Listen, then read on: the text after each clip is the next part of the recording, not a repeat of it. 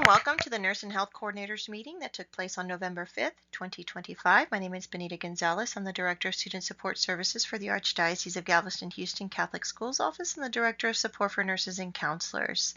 My email and my phone number are there listed at 713-391-2630 and bgonzalez@archdh.org. So let us begin. We first went over the new Nurse Leadership Committee for 2025-2026 school year. So I want to thank all the wonderful nurse leaders that said yes, and they will be working on agenda items to support all nurses and health coordinators within our Archdiocese of Galveston-Houston. So some of the nurse leadership agenda will be to review some of the new health laws and also reviewing the nurse website, making sure we have the latest and greatest for this nurse one-stop shop area, and also reviewing the TCC BED health manual and supporting TCC BED with some of those areas and some of that organization. Next, a reminder for all nurses and health coordinators to make sure you submit your 2025-2026 nurse verification form. If you need to access that, that's going to be on the nurse webpage under nurse verification form. The nurse webpage, you can access this by going to www.choosecatholicschools.org. You can click on the nurses icon at the top of the screen on that same page, and the password is ArchGH Nurses. This area is where you will find it's a one-stop shop for all things nurse-related and health coordinator-related. For the annual health and safety training, a reminder that if you are delegated to print out rosters, if you're the one who checks to see who has completed their annual health and safety training through Capernaum, there is a way for your principal to give you delegation on how to look at that on just one specific Excel roster.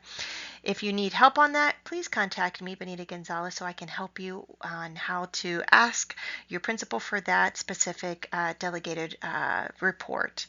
Also, all employees should be completed by now as of November 12th. So if you have any employees that have not finalized their annual health and safety training, making sure you let the principal know that they have not finalized it because this is a requirement under TCC BED before school begins, and we're already past this for a school beginning. Also, a reminder that TB questionnaires for students and teachers are no longer required, so you don't have to take those any longer. Some of you guys added that to your application systems and your enrollment areas.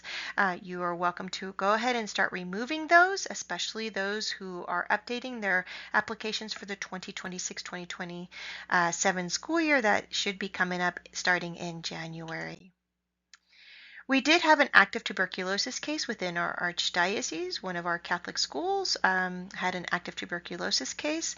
Through our nurses meeting, we reviewed what some of those requirements and navigated through what some of those requirements were through the health department, also the meetings that took place, the notifications that went out to committees, the post-op areas and post-op letters, and also meeting with the active TB individual and what that checklist looked like. So we went into thorough detail on what that looks like. A reminder that if you do have a communicable disease that was alerted through the health department, a reminder to contact the Catholic Schools Office so we can support you and navigate you through some of those notifications and also next steps. Next, I am online at this moment. Everyone should already be on I Am Online and should already have CHRS as their application. If you do not, for whatever reason, have this, please contact me, Benita Gonzalez, here at the Catholic Schools Office so we can get you started. A reminder, do not wait until December to input your immunization report. Go ahead and start doing that now because there have already been so many issues with this new transition that I do not want you or your school to get caught in the middle of that, those defaults. So please, a reminder that it's still a requirement to input your state report. I know on our reporting area it says it's not due until December 1st. But please go ahead. The portal is open, so go ahead and start doing your submissions. That way it allows ample amount of time for any kind of error. Next, we have updated the accident report. So if you are utilizing the accident report, which is a fillable file, please note that within the nature of accident, right there in the middle, we have added an extended piece that you would check off if it was a head injury, that you have provided the head injury later to the parent, letting them know that there was a head injury. Also, if you go straight down to the bottom where it says were parents or guardians or family notified, right underneath that it says student AIG provided. So if this was a student accident, making sure that you check that off, that you have provided the student AIG claim form. If this was an employee accident, making sure you check that off, that you have filed an employee workers' compensation claim and that you write down the claim number right beside there.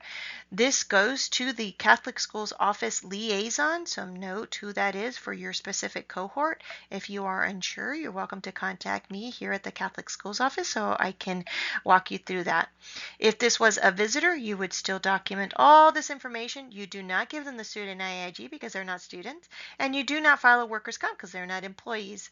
So please be sure that you fill this out for those. Now, for those that use medical events in their fax, please be sure that if you are using medical events for your accidents, that within your treatment or your disposition area, that you state on there if it was a student accident that you have provided the student AIG claim number, or if it was a head injury that you've provided the head injury letter. So make sure you document that within your fax medical events moving forward.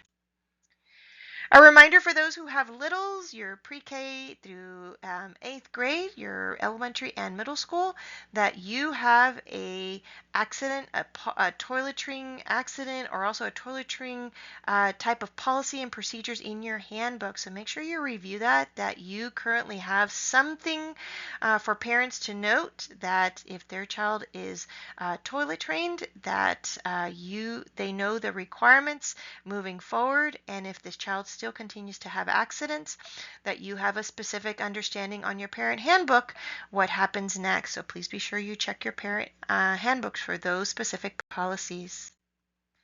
Next, we talked about physical growth supports, making sure that you note that we do have on the nurse's webpage Purely You, which is more for your 4th, 5th grade girls and boys. This is more, it's a Catholic program that supports and supplements a lot of that theological component that is currently being reviewed. So if you are utilizing, for example, theology of the body through St. John Paul II, that you can utilize Purely You as just one supplement video to support that visual component for the physical growth for girls and the physical growth for boys. A reminder, Purely You is not really for middle school, but it is that we do want to make sure that you have supports for your middle schoolers. So what kind of supports do you have for your girls, for your boys, especially your girls who might have some accidental menstrual cycle areas of support that are needed? What kind of support do you provide them on your campuses? We did review this with all health coordinators and nurses at our nurses meeting.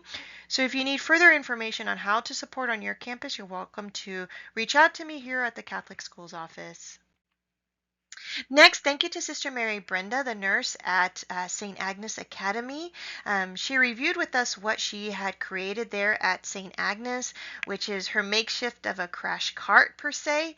That is an easy, accessible rolling cart that if there was ever a traumatic event, an emergency that she has to get to, she has this very accessible. So thank you, Sister Mary Brenda, for reviewing this and presenting this to the nurses. If you need further information on how she created this or what this looked like, you're welcome to contact me here at the Catholic Schools Office and I'll get you in contact with Sister Mary Brenda. Lastly, another item that we reviewed were the medical areas for online student applications. So the nurses and health coordinators got together and put together a couple of questions on what to ask parents as they're applying for school or re-registering. There might be some medical areas that, for example, does your child currently have a health care plan that we need to be aware of? Are there any medical conditions that you want us to make us informed about? Making sure that we're adding a lot of these medical questions to your applications, because it might be something that the parent is seeking, and if you don't have a nurse, it might be a good conversation in the very beginning of your application before they begin the re-enrollment process to see if you have these specific resources or not. Another thing that we reviewed during our nurses meeting with the TCCBED Health Manual Review, I was letting the nurses and health coordinators know that we're going to be looking at the structure that's currently within TCCBED to see if we can provide some levels of updates, some recommendations, some ideas. That way I can provide that information to TCCBED.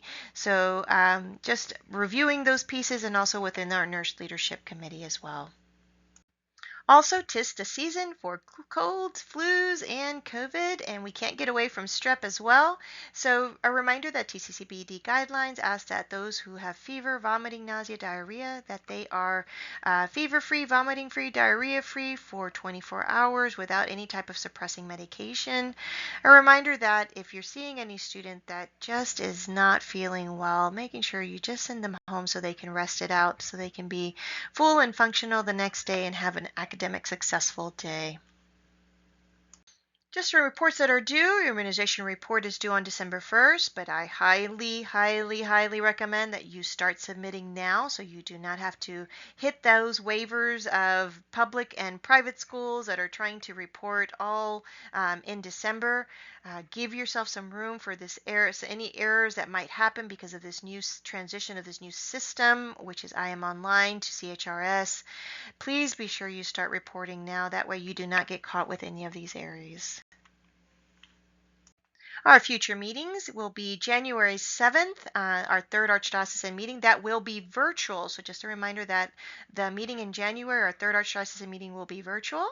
And then our last meeting for the 2025-2026 school year will be April 15th. That will be in person.